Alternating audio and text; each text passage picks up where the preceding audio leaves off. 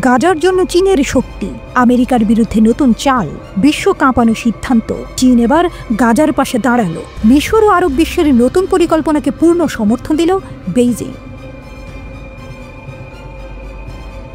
যেখানে আমেরিকা গাজার বাসিন্দাদের অন্য দেশে পাঠিয়ে নতুন শহর বানানোর কথা বলছে, সেখানে চীন বলছে গাজা ফিলিস্তিনিদেরই, এটিকে বদলানো যাবে না।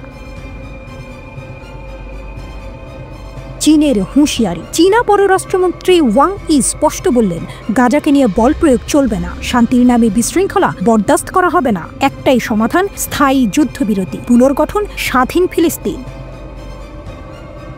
চীনের শক্তি কি বিশ্বের খেলা বদলে দেবে? বিশ্বের দ্বিতীয় বৃহত্তম অর্থনীতি, বিশ্বের সর্ববৃহৎ সেনাবাহিনীর অন্যতম শক্তি, বিশ্বের প্রযুক্তির নতুন সম্রাট।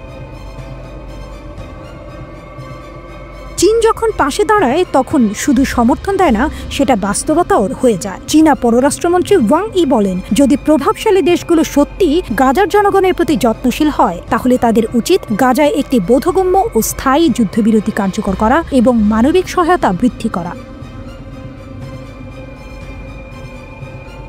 আরবদের নতুন চাল। মিশর সহ আরব দেশগুলো ট্রাম্পের প্রস্তাব ছুঁড়ে ফেলেছে। তারা বলছে গাজা ফিলিস্তিনিদেরই থাকবে। $5,300 কোটি বিশাল পরিকল্পনা আসছে।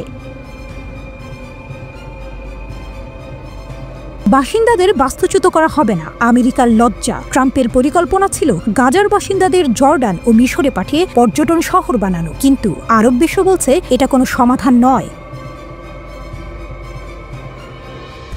চীনের শক্তি বনাম আমেরিকার পরিকল্পনা। গাজা ইস্যুতে চীন প্রথমবারের মতো এত জোরালো অবস্থান নিল। আমেরিকার একাধিপত্যে কি চিড়ে ধরবে? ফিলিস্তিন কি নতুন শক্তি পাবে? বিশ্ব রাজনীতির পালা কি ঘুরছে? দীর্ঘ 15 মাস রক্তক্ষয়ী সংঘর্ষের পর গত 19 জানুয়ারি থেকে ফিলিস্তিনের গাজা উপত্যকায় হামাস ও ইসরায়েলের মধ্যে যুদ্ধবিরতি শুরু হয়। 3 ধাপের এই যুদ্ধবিরতির প্রথম ধাপ শেষ হয় গত 1 মার্চ। তবে ইসরায়েল যুদ্ধবিরতির দ্বিতীয় ধাপে যেতে অস্বীকৃতি জানিয়েছে, সেই সঙ্গে প্রথম ধাপের মেয়াদ বাড়ানোর প্রস্তাব দিয়েছে। তবে ইসরায়েলের এই প্রস্তাব প্রত্যাখ্যান করে দ্বিতীয় ধাপের আলোচনায় জোর দিয়েছে হামাস। দুপক্ষের এমন অবস্থানে উপত্যকাটিতে যুদ্ধবিরতি চুক্তি হুমকির মুখে পড়েছে। যদিও আলোচনা থেমে নেই, ইসরায়েলকে পাশ কাটিয়ে হামাসের সঙ্গে সরাসরি আলোচনা শুরু করেছে যুক্তরাষ্ট্র। হামাসের সঙ্গে যুক্তরাষ্ট্রের সরাসরি আলোচনা নিয়ে বেনিয়ামিন নেতানিয়াহুর সরকারে অসন্তোষ দেখা দিয়েছে বলে জানিয়েছে ইসরায়েলি সংবাদ মাধ্যম টাইমস অফ ইসরায়েল। নাম প্রকাশ না করার শর্তে এক সরকারি কর্মকর্তার বরাতে এক প্রতিবেদনে বলা হয়েছে, মার্কিন হামাস সরাসরি আলোচনায় খুশি নয় ইসরায়েল।